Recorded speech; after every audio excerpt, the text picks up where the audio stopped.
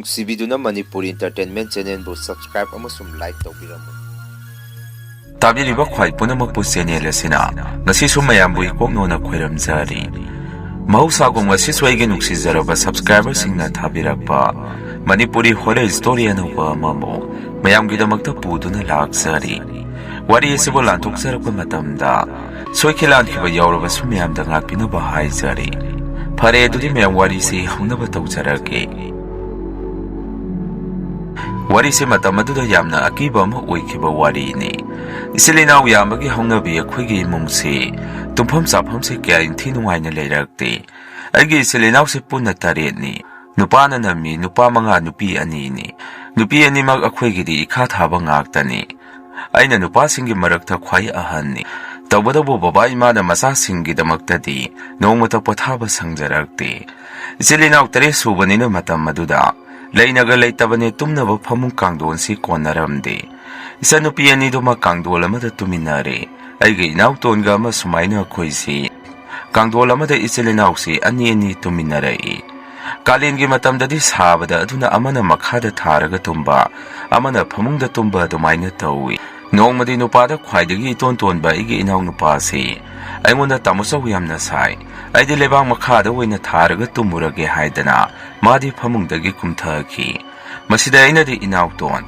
ꯀꯥꯂꯦꯟ ꯊꯥꯒ ꯑꯣꯏꯔꯦ ꯃꯈꯥꯗ ꯅꯪꯅ ꯇꯨꯝꯅꯤ ꯇꯧꯔꯤꯗꯨ, ꯇꯤꯟ ꯀꯥꯡꯅꯒ ꯆꯤꯛꯇꯅ ꯁꯥꯔꯒꯁꯨ ꯁꯥꯅ ꯁꯤꯗ ꯇꯨꯝꯁꯤꯜꯂꯛꯎ ꯀꯧꯁꯜꯂꯛꯑꯝꯃꯤ꯫ ꯃꯗꯨꯗ ꯃꯥꯁꯦ ꯌꯥꯅꯤ ꯇꯥꯆꯧ, ꯀꯔꯤꯁꯨ ꯇꯧꯔꯣꯏ, ꯑꯩ ꯁꯥꯕꯗ ꯈꯥꯡ ꯂꯥꯛꯄ ꯉꯝꯗ꯭ꯔꯦ, ꯑꯗꯨꯅ ꯑꯩ ꯇꯨꯝꯕ ꯉꯝꯗ꯭ꯔꯦ ꯍꯥꯏꯗꯅ ꯃꯈꯥꯗ ꯃꯥꯁꯦ ꯐꯤ ꯃꯆꯥ ꯑꯃ ꯊꯥꯔꯒ ꯇꯨꯝꯈꯤ꯫ ꯑꯩꯁꯨ ꯁꯥꯗꯅ ꯇꯧꯖꯔ ꯃꯥꯅꯤ ꯇꯧꯖꯔꯁꯅꯨ ꯍꯥꯏꯗꯅ ꯑꯩꯗꯤ ꯐꯃꯨꯡꯗ ꯑꯗꯨꯝ ꯇꯨꯝꯃꯤ꯫ ꯍꯦꯛ ꯇꯨꯝꯊꯕꯒ ꯏꯅꯥꯎꯅꯨꯄꯥ ꯏꯇꯣꯟ ꯇꯣꯟꯕꯁꯦ ꯀꯟꯅ ꯂꯥꯎꯔꯛꯏ, ꯇꯥꯃꯣꯆꯧ ꯏꯃꯨꯡꯗ ꯂꯤꯟ ꯆꯪꯉꯤ, ꯀꯥꯡꯈ ꯃꯈꯥꯗ ꯆꯪꯈ꯭ꯔꯦ, ꯁꯤꯔꯝꯅꯤꯗ ꯑꯩꯉꯣꯟꯗ ꯆꯤꯛꯑꯝꯗꯅ꯫ ꯑꯗꯨꯃꯥꯏꯅ ꯂꯥꯎꯔꯛꯄꯗꯨꯗ ꯑꯩꯁꯨ ꯂꯤꯟ ꯆꯪꯉꯤ ꯍꯥꯏꯕ ꯀꯔꯥꯏ ꯋꯥꯏꯗꯅꯣꯅꯤ ꯍꯥꯏꯗꯅ ꯐꯨꯛ ꯑꯩꯁꯨ ꯐꯃꯨꯡꯗꯒꯤ ꯍꯧꯒꯠꯂꯤ꯫ ꯏꯆꯤꯜ ꯏꯅꯥꯎ ꯑꯇꯩꯁꯨ ꯇꯥꯕꯗꯒꯤ ꯆꯦꯟꯁꯤꯜꯂꯛꯏ꯫ ꯕꯕꯥ ꯏꯃꯥꯁꯨ ꯀꯔꯥꯏ ꯋꯥꯏꯗꯅꯣ ꯂꯤꯟ ꯆꯪꯈ꯭ꯔꯦ ꯍꯥꯏꯔꯤꯕꯣ ꯍꯪꯉꯛꯏ꯫ ꯑꯩꯁꯨ ꯀꯥꯡꯈꯗ ꯆꯪꯈ꯭ꯔꯦ ꯍꯥꯏꯕꯗꯨꯗ ꯄꯥꯛꯊꯔꯒ ꯌꯦꯡꯉꯨꯕꯗ ꯂꯤꯟꯖꯥꯎ ꯑꯃ ꯑꯩꯒꯤ ꯀꯥꯡꯈ ꯃꯈꯥꯁꯤꯗ ꯀꯨꯜꯂꯒ ꯂꯩꯔꯝꯃꯤ꯫ ꯑꯩꯁꯨ ꯃꯗꯨ ꯎꯕꯗ ꯏꯁꯥꯗ ꯄꯨꯈꯪꯉꯦ ꯈꯪꯈꯤ꯫ ꯏꯅꯥꯎ ꯌꯥꯏꯃꯅꯁꯨ ꯀꯗꯥꯏ, ꯑꯣ ꯁꯤꯗ ꯂꯩꯔꯦ, ꯆꯥꯎꯔꯦꯅꯦ, ꯑꯩ ꯂꯣꯡ ꯂꯧꯔꯨꯈꯤꯒꯦ, ꯍꯥꯠꯇꯣꯛꯑꯁꯦ ꯍꯥꯏꯗꯅ ꯃꯥꯗꯤ ꯃꯁꯥꯗꯨ ꯏꯐꯤꯡ ꯍꯦꯛ ꯐꯤꯡꯉꯤ꯫ ꯃꯗꯨꯗ ꯕꯕꯥꯅ ꯁꯨꯝꯅ ꯍꯥꯏꯔꯛꯏ, ꯏꯁꯥ ꯁꯥ ꯇꯧꯔꯨꯅꯨ, ꯅꯨꯃꯤꯗꯥꯡꯗ ꯏꯃꯨꯡꯗ ꯆꯪꯉꯛꯄ ꯂꯤꯟꯒꯨꯝꯕꯁꯦ ꯍꯥꯠꯄ ꯇꯧꯍꯩꯗꯦ, ꯆꯠꯆꯈꯤꯅꯤ, ꯑꯌꯨꯛ ꯅꯨꯡꯊꯤꯟꯗ ꯆꯪꯉꯛꯄ ꯑꯣꯏꯔꯒꯗꯤ ꯀꯗꯥꯏꯅꯣ ꯍꯥꯏꯗꯅ ꯈꯟꯅꯕ ꯌꯥꯏ꯫ ꯇꯧꯕꯤꯔꯨꯅꯨ, ꯑꯥꯗ ꯀꯥꯡꯈ ꯃꯈꯥꯗ ꯃꯈꯨꯜ ꯑꯃ ꯂꯩ, ꯃꯁꯤꯗ ꯆꯪꯖꯈꯤꯅꯤ, ꯅꯣꯡꯉꯥꯜꯂꯒ ꯁꯤꯗ ꯆꯤꯡꯍꯤ ꯃꯍꯤ ꯍꯩꯗꯣꯛꯎ꯫ ꯕꯕꯥꯅ ꯑꯗꯨꯝꯅ ꯍꯥꯏꯕꯗꯨꯗ ꯑꯩꯈꯣꯏꯁꯨ ꯂꯤꯟꯗꯣ ꯍꯥꯠꯄꯤꯔꯨꯗ꯭ꯔꯦ꯫ ꯅꯨꯃꯤꯠꯇꯨꯗ ꯑꯩꯒꯤ ꯊꯃꯣꯏꯗ ꯌꯥꯝꯅ ꯅꯨꯡꯉꯥꯏꯇꯕ ꯀꯩꯒꯨꯝꯕ ꯑꯃꯗꯤ ꯐꯥꯎꯈꯤ꯫ ꯃꯗꯨꯗꯤ ꯑꯩꯈꯣꯏꯗꯒꯤ ꯍꯦꯟꯅ ꯂꯥꯏꯔꯕ ꯇꯣꯟꯕꯁꯤ ꯂꯩꯔꯝꯈꯤꯗ꯭ꯔꯥ ꯈꯟꯕꯗ ꯊꯋꯥꯏ ꯌꯥꯝꯅ ꯅꯨꯡꯉꯥꯏꯖꯔꯝꯗꯦ꯫ ꯅꯣꯡ ꯍꯦꯛ ꯉꯥꯟꯕꯒ ꯑꯩꯁꯦ ꯂꯥꯡꯐꯩꯗ ꯊꯕꯛ ꯁꯨꯕ ꯆꯠꯅꯕ ꯁꯦꯝ ꯁꯥꯔꯝꯃꯤ꯫ ꯏꯆꯤꯜ ꯏꯅꯥꯎꯁꯤꯡꯁꯤꯒꯤ ꯇꯨꯝꯅꯕ ꯐꯃꯨꯡ ꯀꯥꯡꯗꯣꯟ ꯑꯃꯃꯝꯇ ꯑꯣꯏꯔꯒꯁꯨ ꯂꯩꯕꯤꯕ ꯉꯝꯕ꯭ꯔꯥ ꯌꯦꯡꯒꯦ ꯈꯟꯅ ꯊꯈꯥꯏ ꯑꯃꯃꯨꯛꯇꯤ ꯑꯩꯁꯦ ꯂꯥꯡꯐꯩꯗ ꯂꯩꯔꯛꯏ꯫ ꯑꯗꯨꯒ ꯑꯩꯅ ꯌꯨꯝꯗ ꯍꯜꯂꯛꯑꯒ ꯀꯥꯡꯗꯣꯟ ꯑꯃꯗꯤ ꯂꯩꯔꯒꯦ ꯈꯟꯗꯨꯅ ꯀꯥꯡꯗꯣꯟ ꯆꯟꯐꯝ ꯎ ꯁꯨꯐꯝꯗ ꯆꯠꯂꯒ ꯃꯃꯜ ꯍꯪꯉꯨꯕꯗ ꯑꯩꯅ ꯄꯨꯔꯛꯏꯕ ꯁꯦꯜ ꯑꯁꯤꯒꯗꯤ ꯌꯥꯝꯅ ꯆꯥꯟꯅꯔꯝꯗꯦ꯫ ꯌꯥꯝꯅ ꯇꯥꯡꯉꯒ ꯂꯩꯔꯝꯕꯗꯨꯗ ꯑꯩꯁꯨ ꯅꯨꯡꯉꯥꯏꯇ ꯌꯨꯝꯗ ꯍꯜꯂꯛꯄꯗ ꯊꯪꯅꯕ ꯈꯨꯟꯗꯒꯤ ꯑꯩꯈꯣꯏ ꯊꯥꯏꯅ ꯇꯤꯟꯅꯔꯛꯄ ꯏꯃꯥꯟꯅꯕ ꯑꯃꯁꯨ ꯊꯦꯡꯅꯔꯝꯃꯤ꯫ ꯃꯥꯒ ꯑꯩꯒꯁꯨ ꯉꯥꯏꯍꯥꯛ ꯋꯥꯔꯤ ꯁꯥꯟꯅꯩ꯫ ꯃꯗꯨꯗ ꯑꯩꯅ ꯁꯨꯝ ꯀꯥꯡꯗꯣꯟ ꯑꯃ ꯂꯩꯔꯨꯒꯦ ꯆꯠꯄꯅꯤ, ꯇꯥꯡꯉꯝꯗꯅ ꯂꯩꯔꯛꯇ꯭ꯔꯦ ꯍꯥꯏꯔꯨꯕꯗ ꯏꯃꯥꯟꯅꯕꯗꯨꯅ ꯏꯇꯥꯎ ꯀꯥꯡꯗꯣꯟꯕꯨ ꯑꯍꯟꯕ ꯂꯩ ꯍꯥꯏꯕ꯭ꯔꯣ?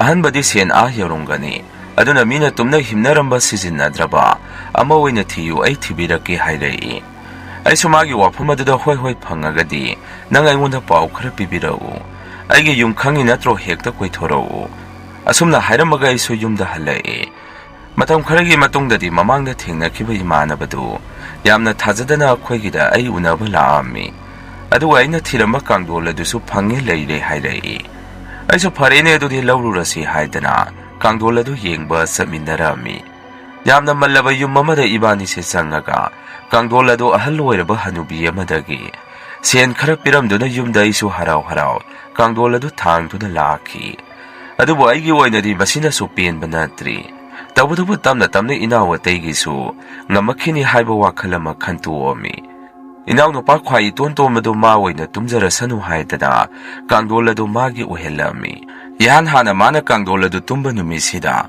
Inaw nupado mamang yamna nungaiti haidana aigi naakta. Masi tumba muksangai. Aina sumangwada na hangkay aigada tumba duda hainadraba wairini. Tumo aigi naakta haidana tuminay numitudi.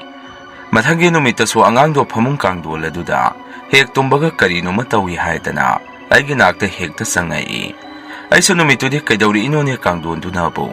Ayoy na tumurage nang nasida tumhuro haidana.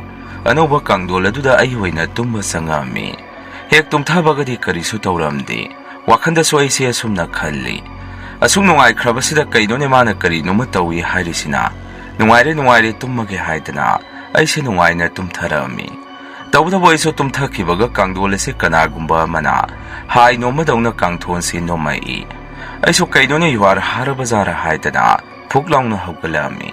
Hek hawat pagadi karisu taurakide. Moong matawado da iso kainone tawri isibo haidana. Kang kada muk paktharaga yengi. Karisu leramdaba da amuk hek hipthabaga. Ay ginakan pamong asda mi matummaga. Gogo nakopa makhole si tarai. Handak te iso hais kanano haidana. Puk hawgalaga kangdola da muna yengi. Adumayna yengi ngay tumiba ka da kaliba padarado. Mi mana haigalaga sa kibadong na padarado da mamitay. Wakanda iso sway lauba mati poki. Inaw nupa to madusu sangai aduga ingwanda taso. Kaidawri kaino matawdra hangai. Ay naso kaiso tawdeda kumi. Inaw nupa to maduna muktaso. Tawbanida nati kangduan siwa hana kanana tumna himna rambazano. Taso kainom di tawrihe. Sida taso adum tumjaw. Ay di hanagi taso ga tuminaramba. Pamungdo aduda dum tumjage hairei. Ay naso hoise tumaro haidana. Anganga do tumba sanghanki. Numituma ise madugi pamung kangduan aduda tumdre. Makada ise kainoma tharaga tumbambi. Hek uithabaga amukso kangdol aduda mi makakat kibadongna. Kedrak makhol matarami. Kijarakta na iso yumyayda hangad handa sa tunalay. Babana so asawba nang na kaidawre tumba yadrabo hangay. Ay so kamta kumde ka aduda muksangami. Numituma isada yamna hainadaba moong amada. Ay si wana nungan ba ngay duna tumdre. Nung hengan baga isa nupi kwayi tonton bado ay kinakta sa ngaga. Tasaw sige kangduan sibu tumba nungay bro. Ay gilaybige haraga so sigumba sinataba. Kara anawba malaybiyo. Sidi ahan na tumna himnarambagi mali haidana. Anganga do pamung aduda pamdagi tawi. Ay naso ibe masalo pamurano na sagi tabag tawzaruro. Laybi doy ni nanggi suwa dumay na angang do. Ka aduda gitanto ami. Aduga isi angang do na hudikta hairamba wapumama. Sumbhap tok sa lubada karino makhalay. Ay na laururiba kangdola si ahan na hipambagi wari bazara. Natraga kanana tumambagi wari bazano. Kainom di tawre kalami. Numito de ese tabak mapamdoy na tumuragin ni ngami. Adubo yumday na sangdabado babay mana wakala na kankrani kanduna. Ay siya kara tiyang naway na yumda hanjalami. Babana so asawa karigino tingi ibadi. Ngarang nang natra ahingda yumyay da hanggan handa sa lido hangay. Ay na so hoit mani baba hayra magahan na tumamba. Pamung aduda way na isang hek hipami. Inaw no pa itonton bado maso sa ngaga. Tasaw halabo tasaw sida tumagi hairiro. Ay na so tumoy nga hek sida hipambani. At sum na iso pukagwalaga ano ba kangdola duna tariba ka aduda sa ngay. Pamung aduda so ay si haipet mo na yengi. Piron hongdoga saksa toga tumuragi haidana. Pamung aduda sa ngakpada hek ay na pamung aduda. Pamda bada isi kaigumba mo na ilakpadaw ni isa da ilay. Ay so tong satlay tokto na pukagwalaga yengi. Ko na de so punamakse ay giwakan na nida kanduna. Namda na isi hiptarami. Numito din noong so karataki bagi ingi. Aduna pezupto lumna so paga iso tumami. Ko na ina mikap torok pada isi kangdola dugi makada. Kamay na hipagalay raminu kangdi. Adumay na kangdola dugi makada isi tumagalay rami. Maduda iso pungak hek ngakida na pukhagwalaga. Kangdola duda yengo bada. Kanagumba mapamung aduda pezupsa singkalaga. Tumagalay ramado adumay na angakpa kipa mawong ama. Ay na uba pangki. Kizarakta na isi babagi manakta sa ngami. Baba na so kaidawragi asawba hangay. Ay so wapamado babada tamningda warido tamami. Baba si pagda sang minaru si haidana. Babagay ka kaado da sang minaray. Baba na so kaidawragi hangay. Ay na so baba kangdola si ay na yumas da hek purak pa numitagi. Ay tumba yadre karino matawri. Masigi kangdoon si hayrami. Baba so ahan ina ay nakitang da haibada bahaptay. Aduna sumna kumay. Ipaloy na kang ipaso na hangkay, noy da hayro yaw na haydapani.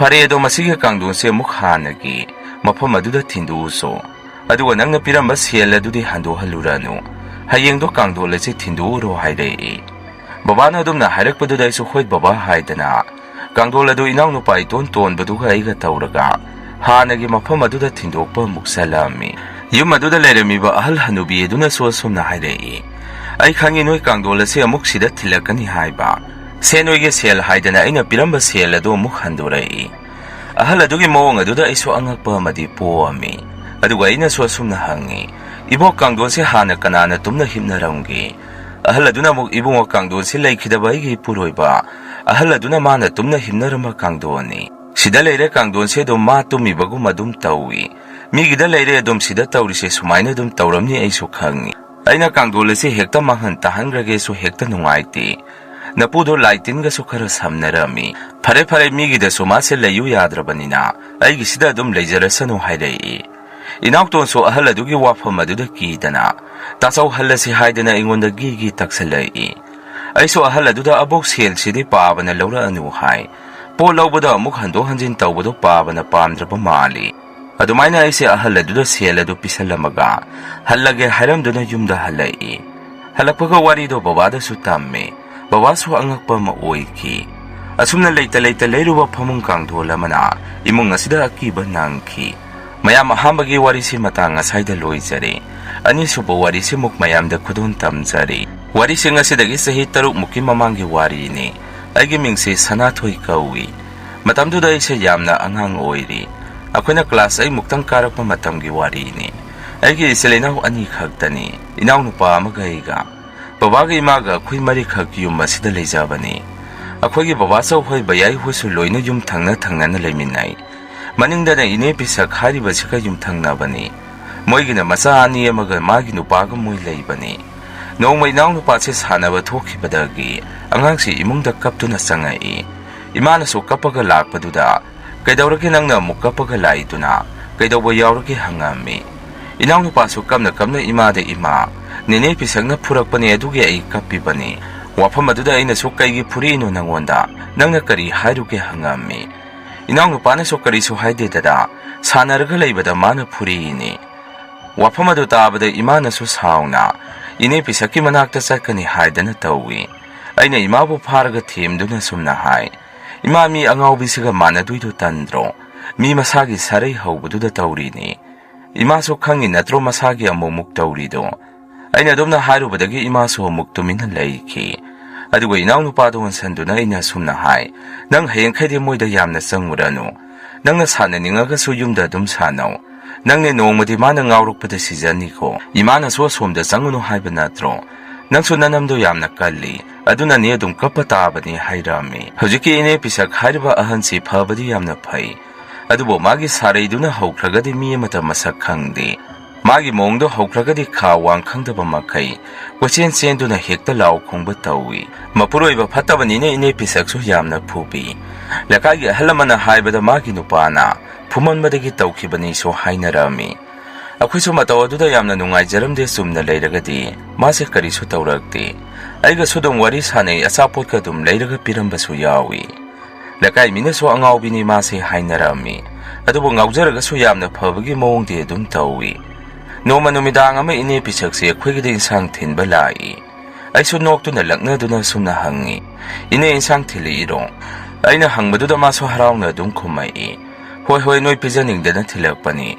ꯑꯩꯅꯁꯨ ꯑꯃꯨꯛ ꯀꯔꯤ ꯏꯟꯁꯥꯡꯅꯣ ꯏꯅꯦꯅ ꯑꯩꯈꯣꯏ ꯄꯤꯖꯅꯤꯡꯕꯒꯤ ꯊꯤꯜꯂꯤꯁꯤꯕꯣ ꯏꯅꯦ ꯄꯤꯁꯛꯅꯁꯨ ꯉꯥ ꯊꯣꯡꯕꯅꯤ ꯅꯃꯥ ꯂꯩꯕ ꯅꯠꯇ꯭ꯔꯣ ꯃꯉꯣꯟꯗ ꯄꯤꯔꯝꯃꯒꯦ ꯑꯩꯅꯁꯨ ꯍꯣꯏ ꯂꯩꯕꯅꯤ ꯏꯅꯦ ꯃꯅꯤꯡꯗ ꯆꯪꯉꯒ ꯑꯗꯨꯝ ꯄꯤꯕꯤꯔꯝꯃꯣ ꯏꯃꯥꯅꯁꯨ ꯏꯟꯁꯥꯡ ꯑꯗꯨꯕꯨ ꯍꯔꯥꯎ ꯂꯧꯍꯧꯔꯝꯃꯤ ꯃꯔꯝꯗꯤ ꯆꯥꯅꯤꯡꯗꯦ ꯄꯨꯈꯣ ꯍꯥꯏꯔꯨꯔꯒꯗꯤ ꯃꯥꯒꯤ ꯁꯥꯔꯩꯗꯣ ꯑꯃꯨꯛ ꯍꯦꯛꯇ ꯍꯧꯔꯛꯇꯣꯏꯅꯤ ꯂꯩꯀꯥꯏ ꯃꯤꯅ ꯂꯣꯏꯅꯕ ꯍꯩꯇ꯭ꯔꯒꯁꯨ ꯃꯥꯕꯨ ꯑꯩꯈꯣꯏꯅ ꯊꯦꯝꯗꯅ ꯑꯗꯨꯝ ꯌꯨꯝꯊꯪꯅꯔꯕꯅꯤꯅ ꯂꯣꯏꯅꯔꯝꯃꯤ ꯏꯅꯦ ꯄꯤꯁꯛꯅ ꯊꯤꯜꯂꯝꯕ ꯏꯟꯁꯥꯡꯗꯣ ꯎꯕꯗ ꯕꯕꯥꯅ ꯁꯨꯝꯅ ꯍꯪꯉꯛꯏ ꯍꯥꯏ ꯀꯅꯥꯒꯤ ꯏꯟꯁꯥꯡꯅꯣ ꯁꯤꯗ ꯑꯃ ꯌꯥꯎꯔꯤꯁꯤꯅ ꯉꯥ ꯊꯣꯡꯕ ꯃꯥꯜꯂꯤ ꯑꯩꯈꯣꯏꯒꯤꯗꯤ ꯉꯥꯁꯨ ꯊꯣꯡꯗꯦ ꯇꯥꯆꯧ ꯍꯣꯏꯗꯒꯤ ꯂꯥꯜꯂꯛꯄ ꯏꯟꯁꯥꯡꯂꯣ ꯁꯤꯕꯣ ꯏꯃꯥꯅꯁꯨ ꯅꯣꯛꯇꯨꯅ ꯅꯠꯇꯤꯌꯦ ꯏꯆꯦ ꯄꯤꯁꯛꯅ ꯄꯤꯔꯝꯕꯅꯤ ꯋꯥꯗꯨ ꯇꯥꯕꯗ ꯕꯕꯥꯁꯨ ꯁꯥꯎꯅ ꯀꯔꯤ ꯑꯉꯥꯎꯕꯤꯁꯤꯅ ꯄꯤꯔꯛꯄ ꯏꯟꯁꯥꯡꯕꯨ ꯅꯪꯅ ꯂꯧꯍꯧꯔꯤꯕ ꯑꯗꯨꯒ ꯑꯩꯒꯤ ꯆꯥꯛꯂꯨꯛꯇꯒ ꯍꯥꯞꯄꯝꯕ ꯑꯩꯕꯨ ꯁꯤꯒꯨꯝꯕ ꯏꯟꯁꯥꯡ ꯆꯥꯕꯤꯒꯗꯕ ꯃꯥꯟꯕ꯭ꯔꯣ ꯁꯤ ꯍꯥꯏꯗꯅ ꯕꯕꯥꯅ ꯏꯟꯁꯥꯡꯗꯨꯒ ꯆꯥꯛꯇꯨꯒ ꯂꯥꯛꯇꯅ ꯂꯪꯈꯤ Maduda imanasu babada sumna hai.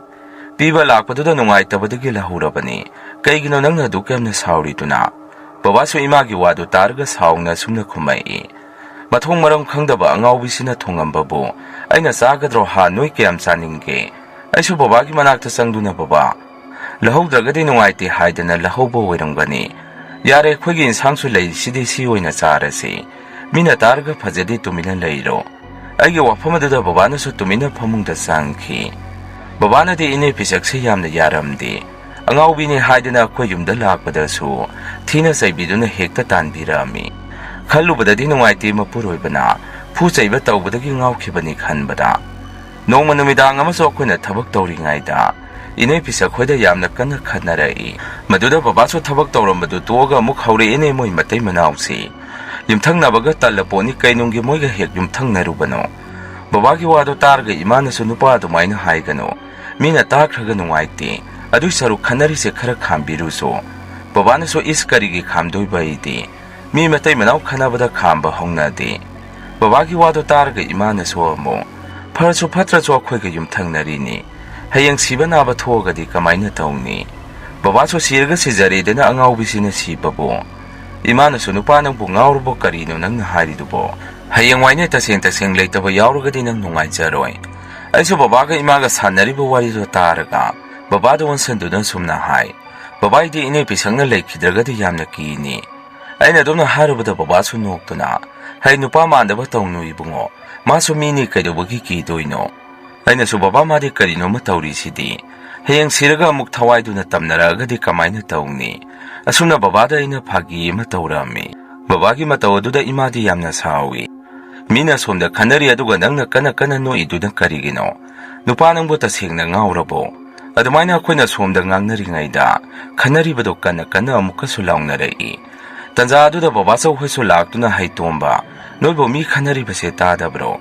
Nate sangaga amukta khamdokpiba yadro noibo. Imanasu basau lakpaduda makok khumduna. Ngasaidagini ita yaina hairibasi. Nanaw nupasi ngauraba khangde. Sida masi noktuna leire. Babachongnasu ibungo noisi onthungna minungsi yaukidredako. Hayang siba naba yauragadi noiso khwiso awaba taani. Babanasu amuk kaino tasongna haridubo. Akhwidi kaigi awaba tadoino. Moi siraga akhwi awaba taani haridubo karino. Babasoksu babago onsinaba tanbadagi adum chatkirami. Adumaina numitudi adum haukhre. Nongmadi imanaba ama laktuna mapandagi aibu kaurai. Aisu mapanda thoktuna nang lairo. Sango kaino leptuna leiridubo. Imanabadusu mangonda karaga. Noisida angaubiro kaino nupi ama lepaga lehurisibo. Ainasu yumthangnaba ineni itaw kaidoba yauragi.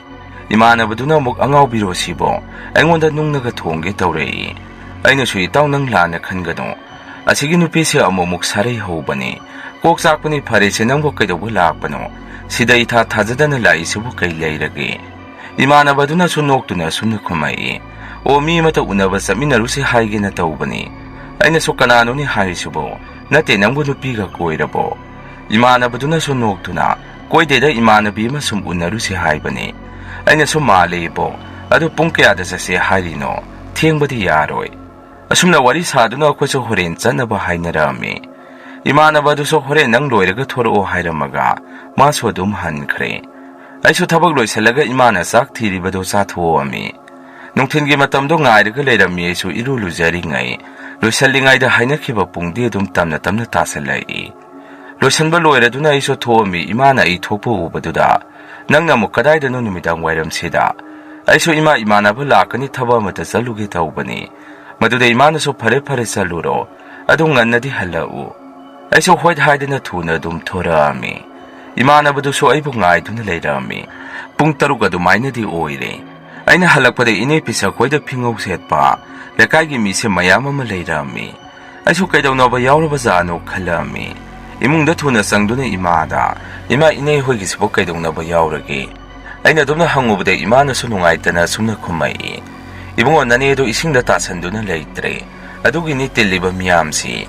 Mathaw mangam pangthongnaba tawnarini. Ainasu kaino harisubu kamaina tawri bazano. Magi sarai hobido tawrokpadagi tasanbu oiramgani. Kanamta uhoudraba oire nungaiteda ima. Imanasu nungaite haidana kaidogdoino. Hojikti punamak loire. Aisu amuk babadi karaida chakhige. Thabak halaktribo. Imanaso halaktriye halaga khara yaubiruso. Aina mo imanangso sangmudribo. Ay sangbirurage phi mata hongkhige. Si haiduna icho thuna phi hongduna. Leitaba yauriba imung aduda sangami. Magi nupa kaka somendi yamna kaptuna leirami.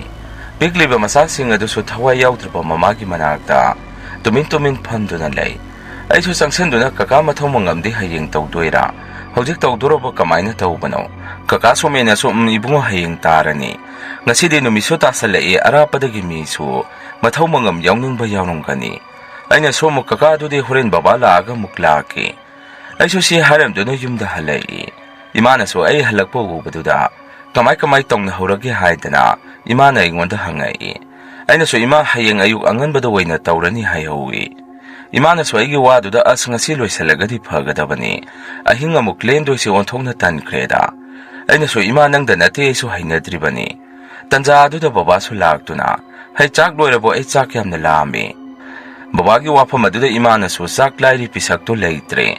Imthangnabani nupa nang so amukta hangbiru so. Imagi wafam aduda baba na so. Kainune nang na haridubo asengbro. Imana so sibo phagi tawaya bawaro. Baba na so pare adude ay ngahak sangbiruragi. Adu ay sak lami karino sana ba karasilamo. Asumna numituma hawkre nongan baga. Mathomangam pangthokpado baba so yaubirami. Kona baba halai tabadagi kuso babagi phi asengba puthokpirami. Imana so masado ising asengba tulsi na saithokpiduna bababu kokthok samthokpirami. Imana so aidi yamna kijai tawrisi. Pukri sida amumuk sangbadu so sangbaga ngammaroi. Ising asidagi lekai mi anambana loina sizinnarini. Imagi wafamaduda baba na so sahi amamukti sizinaba yakiroi haidana maibana haihobani. Kadaidagino matam kharadi yengba tabani. Thangnaba khundagi sogasu sokpa tabani. Asumna ahingi matamsida aidi ine leitabagi kharaga kibaga. Isada wakhanda so pukhanda khanjalami. Imana sak loiraduna numidangdo saka dum sathoami. Aina so imada sumna hai. Ima ai thanda tumba ngamgadaba mandi. Aidi yamna kire wakhanda so pukhanda khanjalle. Aina dumna harubada babana so aingonda serei. Hai nupa mandaba tawgano. Babana serakpadudai so tumina muklei. Sakto saba loiraga iso aigi kada sangaktuna tumami. Nakhaide iso phamungdai thanda tumbani. Inaw nupadi khara pi haidana babaga tummi. Aiso amugi thanda tumbado kiraktana. Imagi manakta sangaga. Ima nabudo aiga tumuragi. Ai thanda tumba talle ngasidi. Ima na so hoi tumuro. Angangdo tumkrabani nangna dum thango. Aiso inaw nupado aigi kada thangduna pusalami. Adugo inaw nupaga aiga tumami. Aiso numitudi maga tumabani na kibado khara pharami. Ngayag uitharuraba matungda aisa pung ama daida mikap amuk thorei. Huiso kana khongba kapatawi. Aiso kainoni huising sibong ngasidi yamna kapida. Mamita laiga uraba zarani. Natraga ine pisake thawaido thoba zara. Si haidana aisa tumina mukleirami. Ngayag lairaga khwagi yana khasda mi yamana. Chatpagi makhon sorot haidana makhol ama sutai. Aiso kainoni mapanda salisibo. Sibo kananoni. Nate khwagi yana khasdo ina salaba zara. Si haidana aiso phajuptuna kokpok chingkhalaga tumami. Aina dumna tawjaraga so tariba makhol adudi. Hena kana dum tarai. Aiso kina leiringai duda aigi kasida. Mi ma lakpagum tawrai. Aiso phajupse hangdoktuna yengsira khalli. Adubo yengbaduna hena kirani khanduna. Aise tumina dum leire. Tanja adudani aigi kagi thongado kanna lonsalai. Aiso tumina ngahak lei.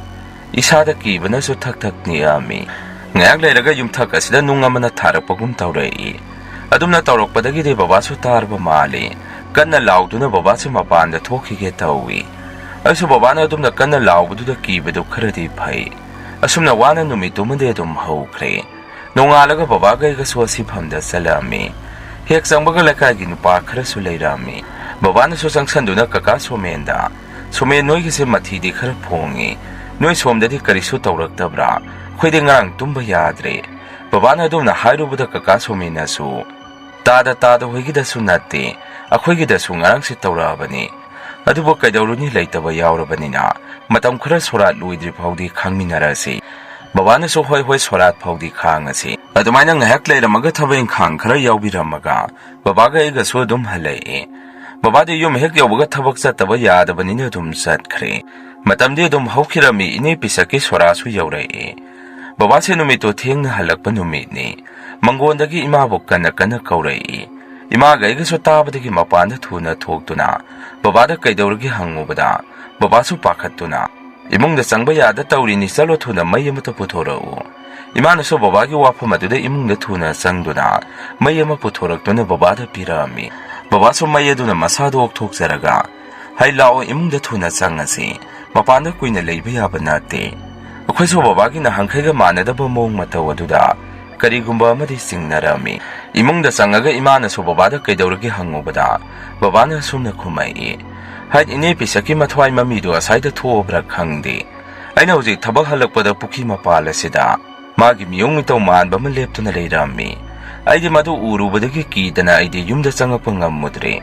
Noi thorakpra haidana ngahaksu leirambani. Noi so thorakti aduna iso kidana ngayaga saida leiraga iso lauduna changabani. Aiso babagi wato tabada yamna kirami. Aina amuk baba adumaina sum leiragadi kamaina tawni. Thabeng khang chatpa matha ngamnaroi. Babana so he adugidi kari matha khalluno. Hayengwai sorat loikragadi kari su tawroi. Adumaina leiringaida so khwege yena khasida karino khangdaba pot achauba amana thomakpagum dup haidana makonse yamna hauna tarami. Akhaisu wari saramadu chap heklepami. Imana so kaino tawrisibo leibaga ngamgadaba mandre. Aina so imada sumna hai. Ima aina haidra ine pisekse leitragadi karigumba amati tawrakani haidana tawriba sini hinglingaidagi mathung sadabani. Hayeng leitrakanda so adum tawi hainai. Babana so hai tumina leyu thoga yengusiro. Aina so baba thoranu kijai. Sumaina sum tawraga leibadi aidi hainade. Babana so yari ipa thoaroige. Hayeng do ai magi nupaga wari do kupna tanarage. Ahing do mana hangkai tawdaba mawongda yamna kiba mawong ama tawrai. Numituma ko so wana nungan ba ngainarami. Nung hengan baga sorato babaga iga so changbiduna thabeng khangdo yaubirami. Mi so dum yamna tilami. Deva karma dudi phajana dum pangthokre. Surat loibagadi mi amata leitre loina hanakre. Babana kakagi manakta sangduna. Somena khodi ngarang su tumba yadre. Noigi dadi karimata tawraktrabo. Maduda ine pisaki nupa kaka somena su. Tada khigi dadi karisu tawraktre. Adu tada khigi da tawi harisubu kamay nano. Kaka somengi wafa maduda babana su. Hoy ngasidi yengage. Ngasiga tawragade hayeng do nangga tawraga. Maiba mata tanarusi. Aduga kay magi mathwai mamidu pendaba kari leirige do amukta yengthokse si haramduna khose yumda dum halami chak toktuna sorat ki wabagi adum khose tumnare ahingi matam sida babadi mapan thoge haidana thoraba jani maduda ine pisang man banu pi ma khogi yana khada leptuna leiramba ma babana thengnarami baba sumadu ubdagi kidana yamna kanna laurei ima ga igaso thoktuna mapanda chen thoami babada hangubada babana wafam adu khoida tamai maduda imane imungda sanga sila o haidana bababu imungda kausalai nong hengan baga babana kaka somengi yumda satuna maiba mata kaurusi haidana hairami maduda kaka somendi madi maiba mata khangnaba leite tada hoina phanaba dum sinbiro hairei madudagi babana babagi mamanaba amada phone tawduna maiba khangnaba leibro hangami babagi mamanaba duna sulai kaidawa yaurage hangai Maduda babana so wari do samlakpa ma tamami. Aduga maibadu lauruduna yumasigi akoibadu maibadu yenghalami. Maduda maibaduna yengaba matunga sumna hairei. Lekhidaba nupi adugi thawai mirendu pukri asida adum leire. Nakhoi pukri asigi isingse loina sito. Pukri sigi ising asi adum leiri phaw. Magi mathwai mamidu asida adum leigani. Aduna nakhoi pukri asigi isingse amukta sito. Adumna maibaduna hairapadagi pukri gi ising adu mayam changdana loina sitoki aduga maibaduna muk pukri ahangba duda laitina muk phajana khoiram thokpirami madugi matungdagi di tamnaramba kaya du phakre masini mayam ngasigi rian horai story mathangi wari thagalakpada mayam punamuk thengnarasi ngasigi ri mayam dagi kainanaba bidai laujari